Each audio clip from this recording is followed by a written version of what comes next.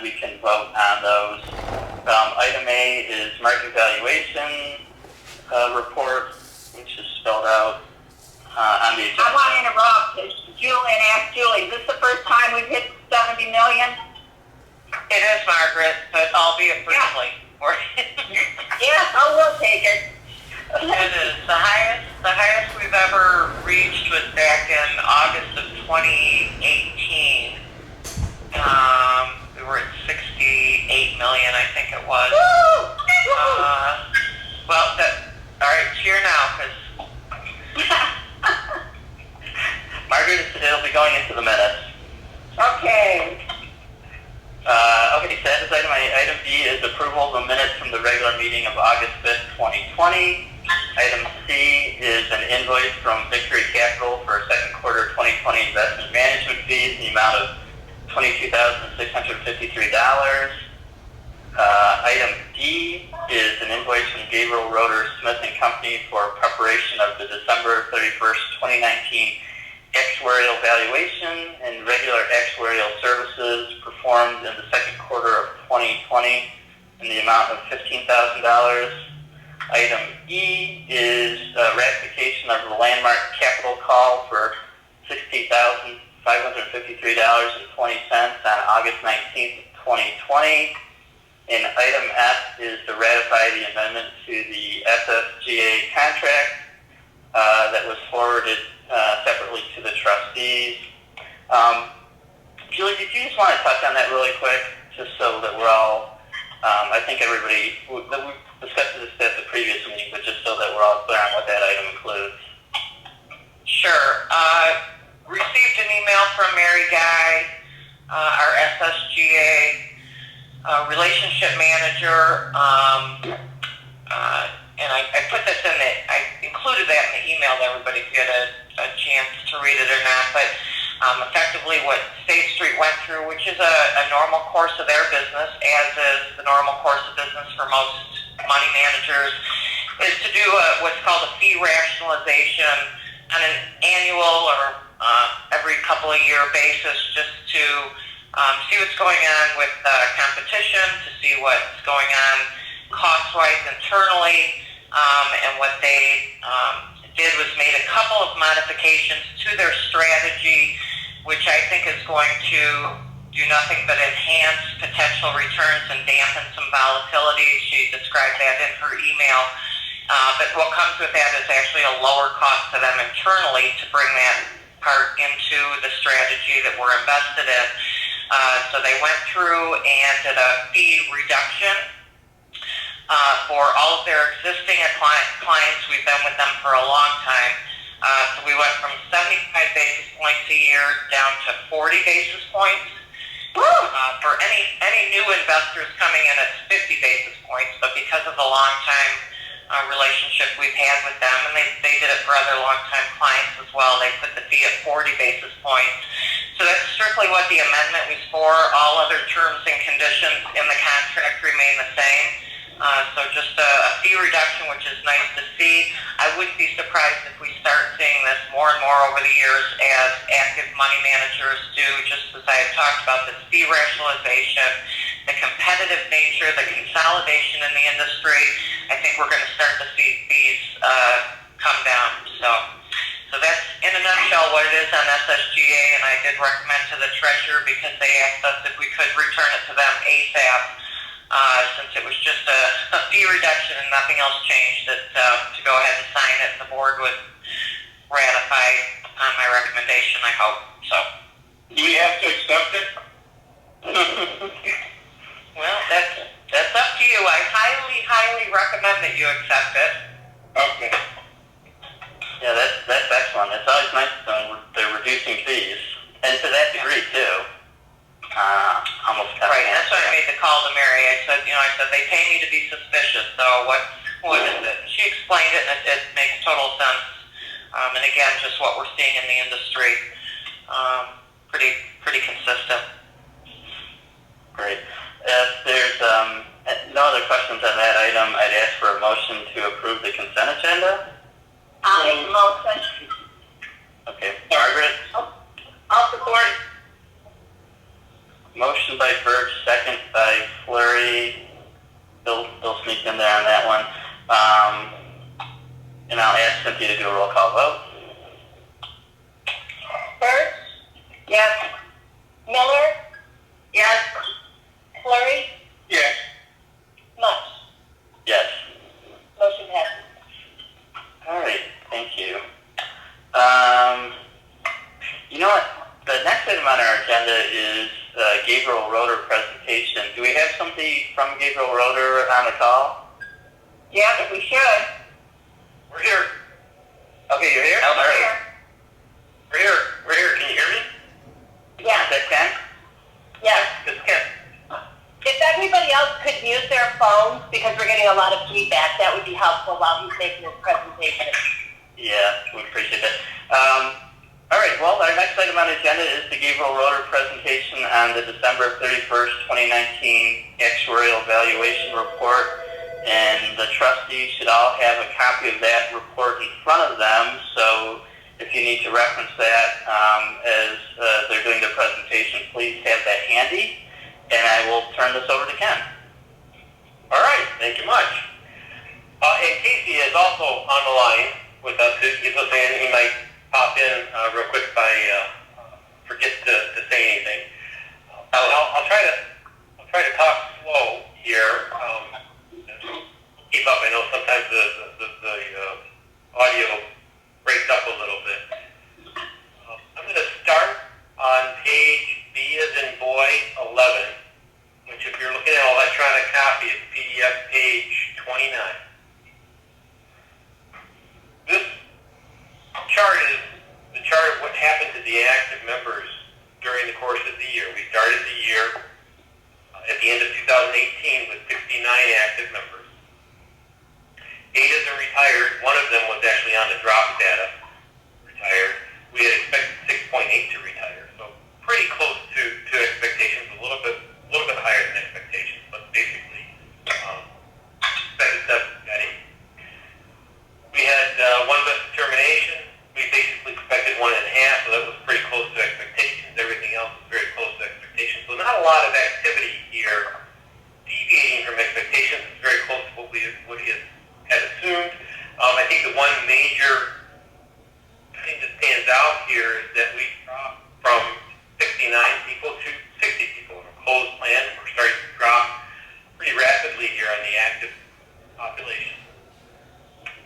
As we go down one page, we can look at page B12, PDF page 30. The thing that jumps out here is the blanks under the service from 0 to 4 and 5 to 9. We have nobody left in those categories.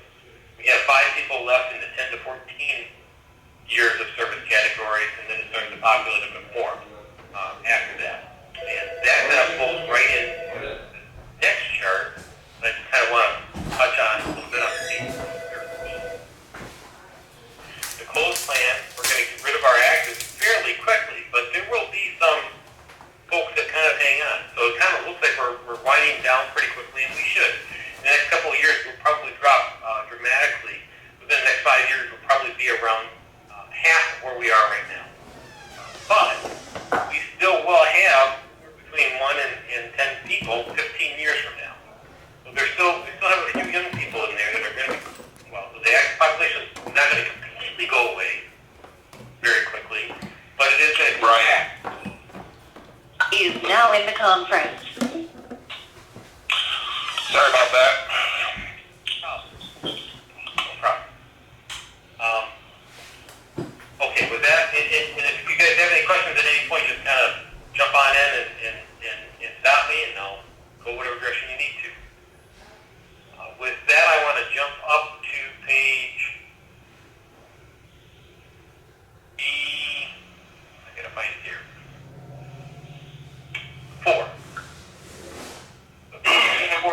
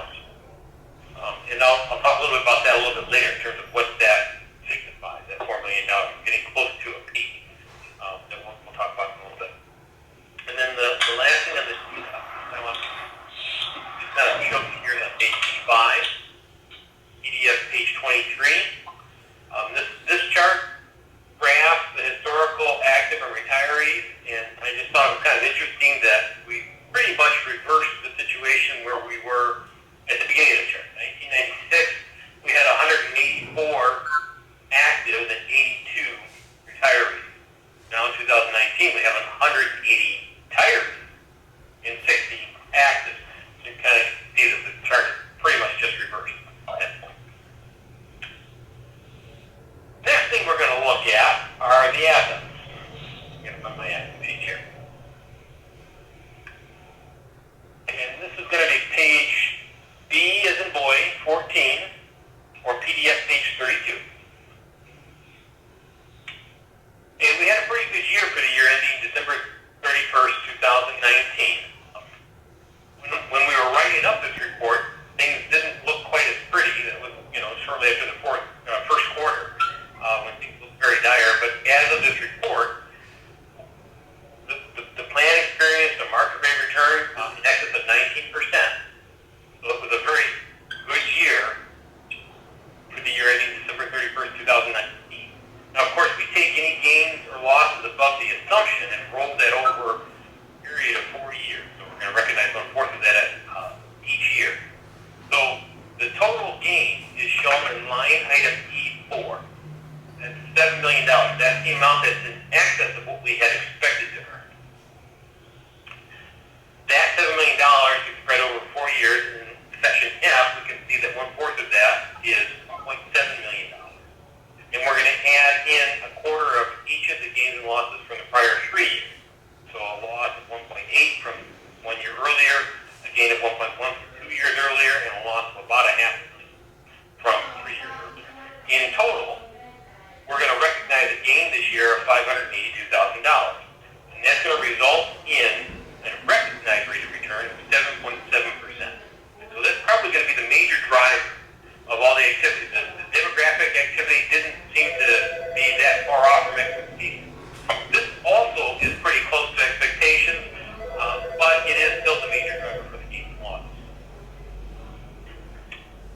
With that, we looked at the gain and loss, which is section A, and I apologize, I did not commit all these page numbers to memory. I only found out about the meeting about an hour or 2 ago, so I put things together pretty quickly here. So I'm going to go up to page A10. This is PDF page 15. And this is where we're going to look at the progression of the unfunded accrued liability. At the beginning of the year, our unfunded accrued liability was just over $3 million. Now, the unfunded accrued liability, as you remember, is the difference between the accrued liability and the asset. The accrued liability is going to grow with new benefit accruals that we call our normal cost. It's going to be reduced because of benefit payments at the release of liability and then be adjusted for interest. The assets are going to grow with contributions. It'll be reduced with benefit payments and it'll be adjusted with interest. Then the unfunded is the difference between those two numbers, and both of them are adjusted with benefit payments. The benefit payments net out when you're looking at the unfunded liability. You can ignore that and account for the other 3 pieces: normal cost, contribution, and the interest adjustment. So we start with $3 million in line item 1. We're going to increase that for normal cost of just under $600,000 in line item 2. We're going to reduce it for contributions that came in of $770,000 in line item 3, and adjust for interest by $228,000. So our expected unfunded liability is $3.1 million. Our actual unfunded liability was $2.74 million, about a $400,000 gain. And as you can see, that $400,000 gain is just a little bit less than the investment gain. The investment gain was the biggest portion of that. I think they offset a little bit by mortality. We discussed that in the comments.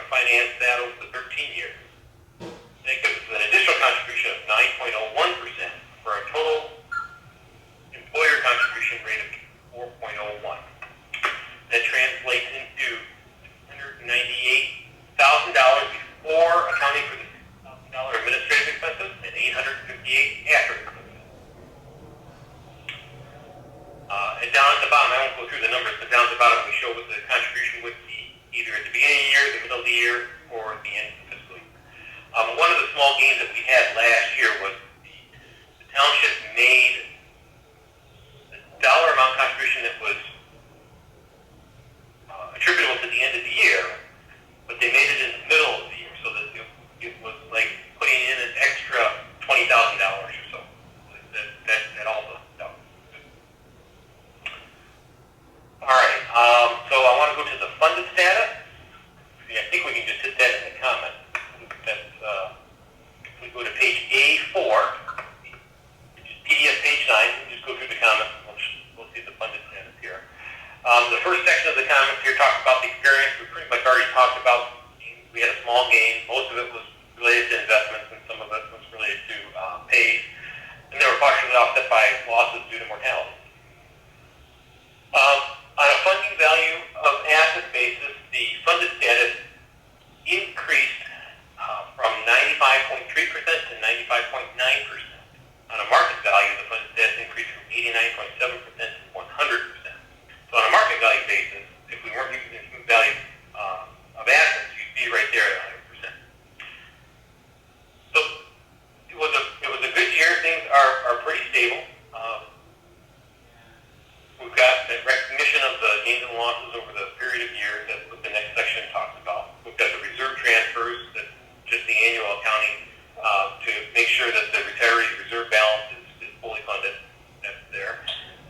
The unfunded accrued liability is $2.7 million. I'm down towards the bottom of the page now.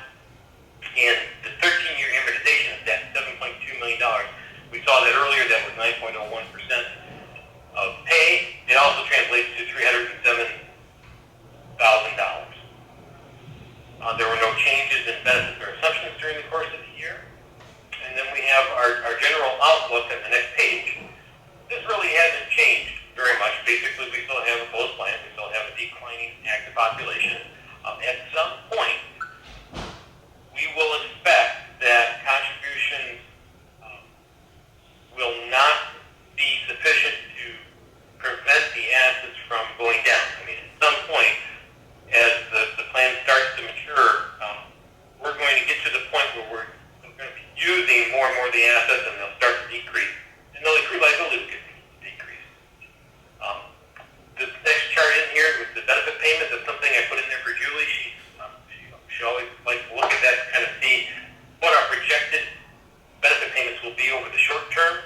You can see in 2020 we're looking at $1.2 million. In 2024 we're going up to almost $5 million of expected benefit payments annually. Then the next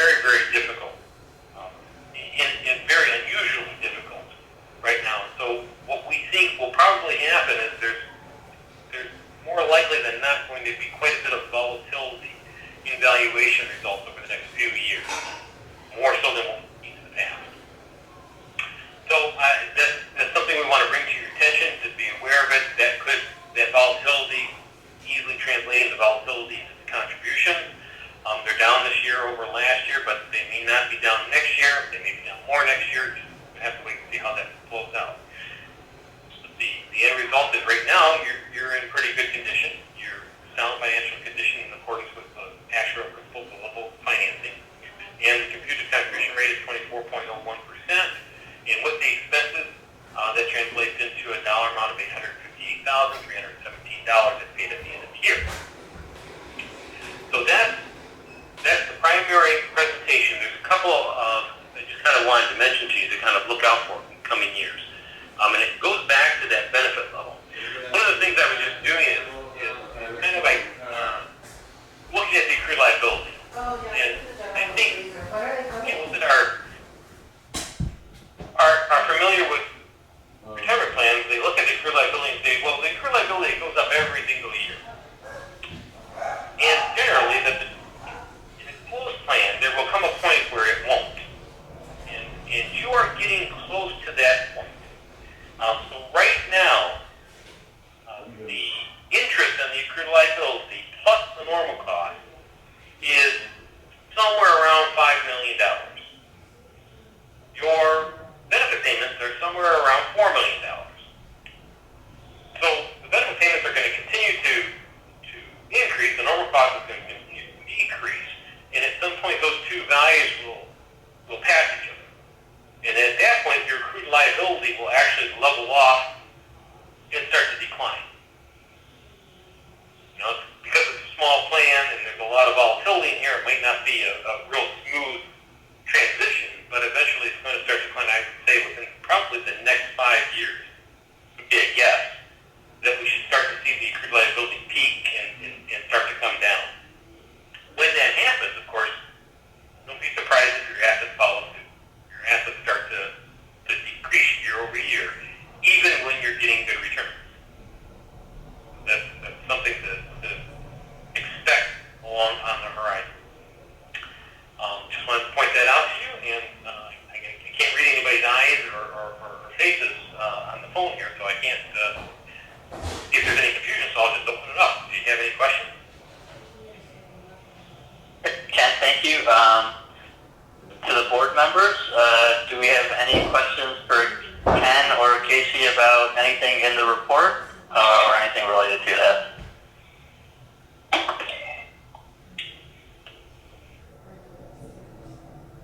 Bill? Nothing? I got a question. I got a question on the healthcare, which I know it was just thrown in there. But if we go to like a universal health, how does that change some of these factors? Well, the health plan is a separate plan, so this report doesn't cover that plan at all. There's nothing in this report related to the health plan.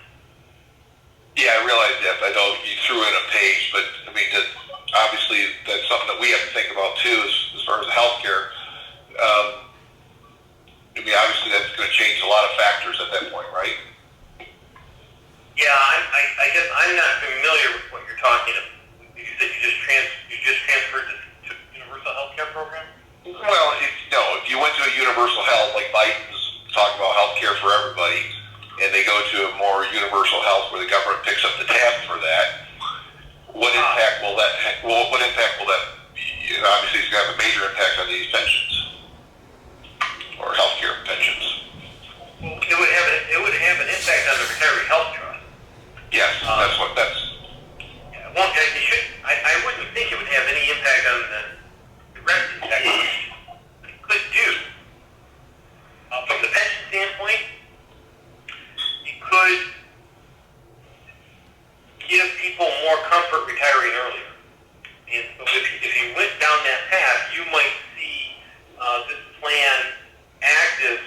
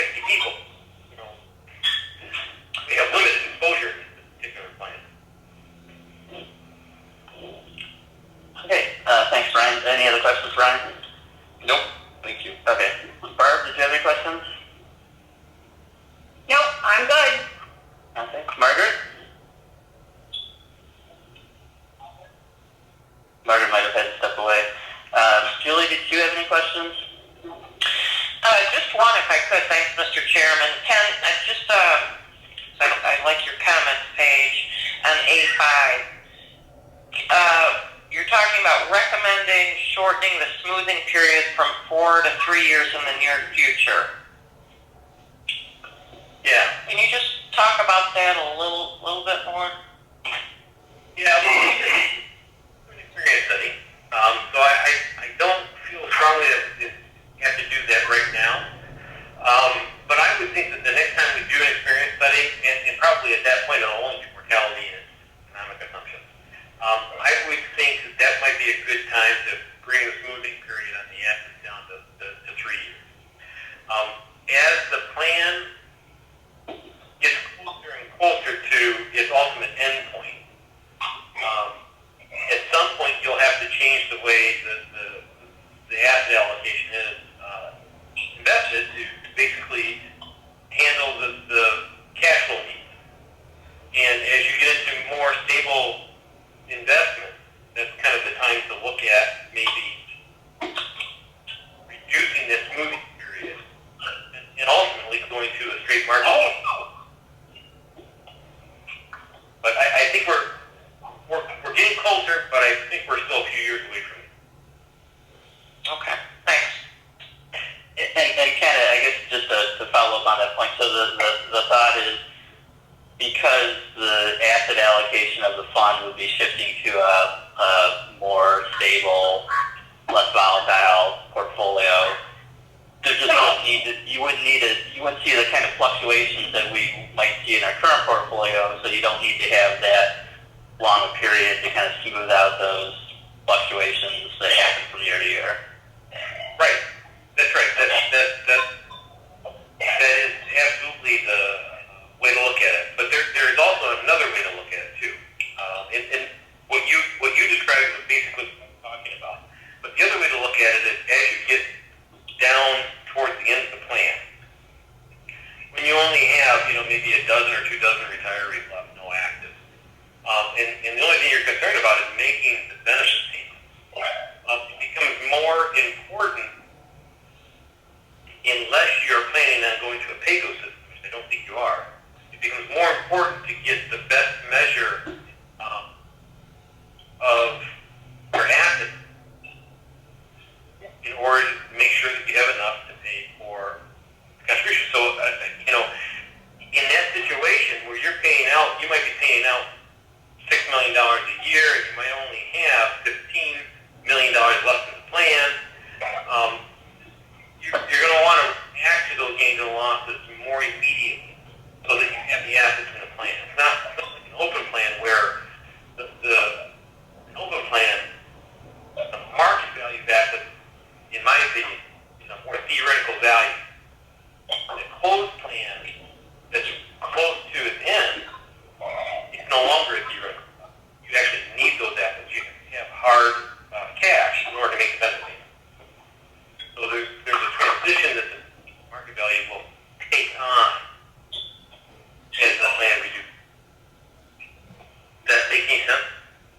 It does. And from your experience, when do you typically see closed plans shift to that kind of shortened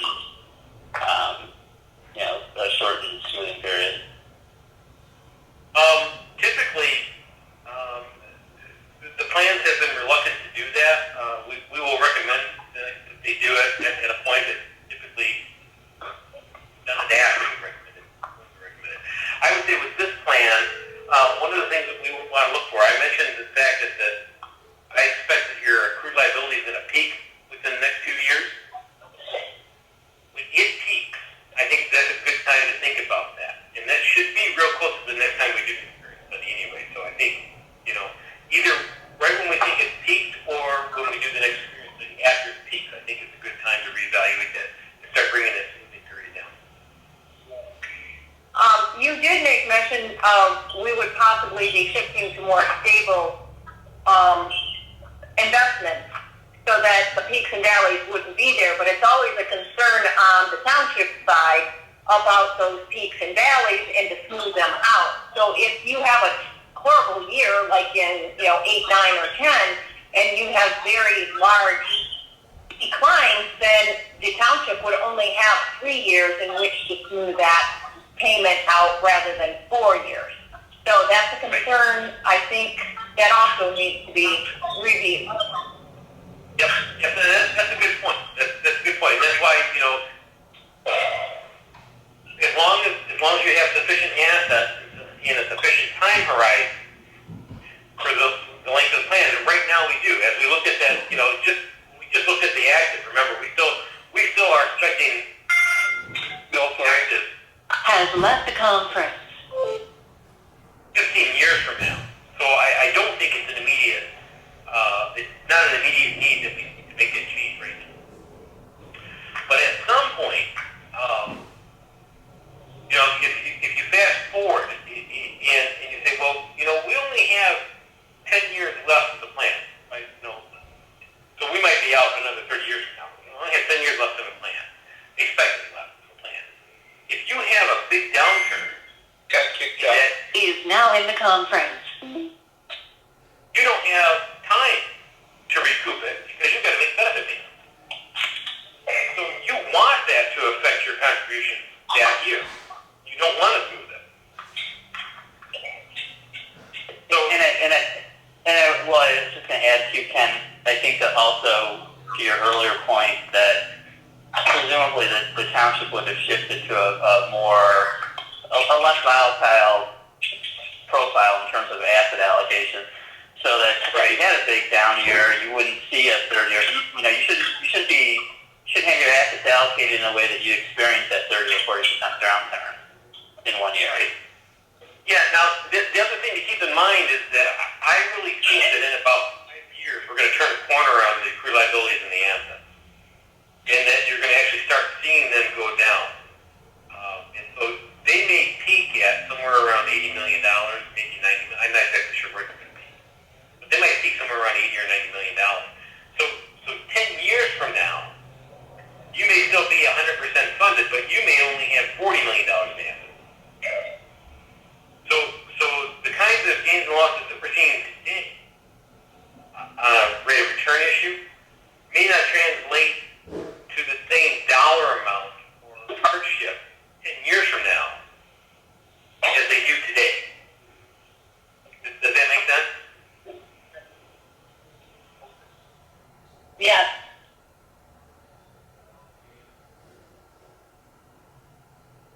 So that's the other consideration. When, when a 10% drop in the becomes less material, that's a good time to actually reduce the smoothing period.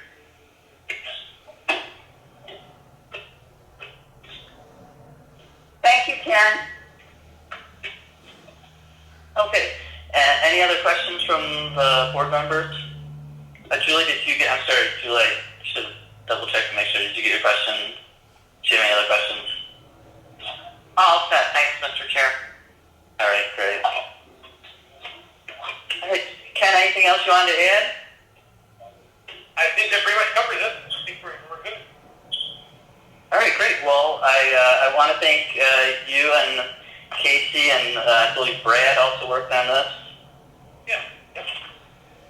Thank Alpha Review for your work putting that together and your presentation this afternoon. It's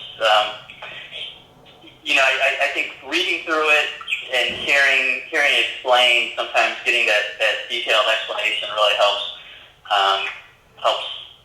me better understand. I know for myself, better understand some of the nuances of this and how these various factors work together to help us get to that point. And obviously, we always appreciate you coming with good news and letting us know that we're moving to that fully funded status, which is always a good thing.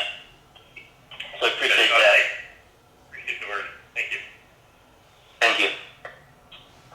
Great. Yes. I just wanted to say the motion, if you wouldn't mind, I'd like to take the motion.